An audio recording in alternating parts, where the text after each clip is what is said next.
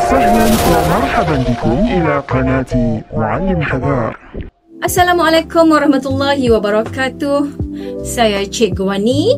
Bertemu lagi kita dalam slot resensi buku di saluran YouTube Muallim Hazar.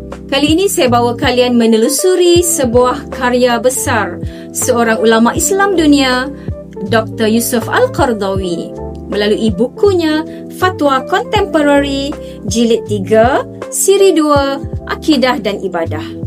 Buku ini membicarakan persoalan-persoalan mendalam yang sering timbul dalam dunia moden, namun berasaskan hujah yang sahih, berpandukan Al-Quran dan As-Sunnah.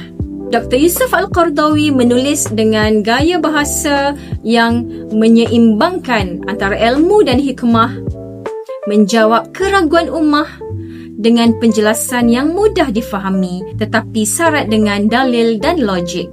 Antara persoalan menarik yang dihuraikan dalam buku ini termasuklah: apakah pendirian Islam berkaitan akidah Yahudi dan Nasrani serta kekufuran mereka terhadap syariah Islam?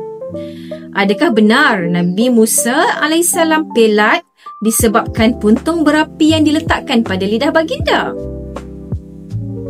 Adakah dibenarkan menggunakan duit zakat untuk urusan pentadbiran?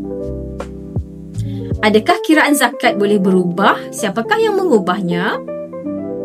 Dan juga, apakah pandangan Islam tentang musibah yang berlaku berulang kali ketika melontar jumrah?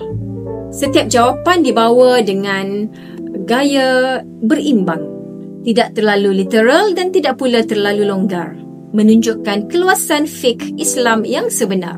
Yang indahnya, buku ini bukan sekadar menjawab persoalan hukum, tetapi mengajak kita memahami hikmah di sebalik setiap ketentuan Allah. Ia menegaskan bahawa akidah adalah asas dan ibadah ialah cerminan ketaatan yang lahir daripada hati yang yakin. Dr. Yusuf Al-Qaradawi menulis dengan suara lembut seorang murabbi yang bukan sekadar ingin menegur tetapi mendidik dan menenangkan jiwa.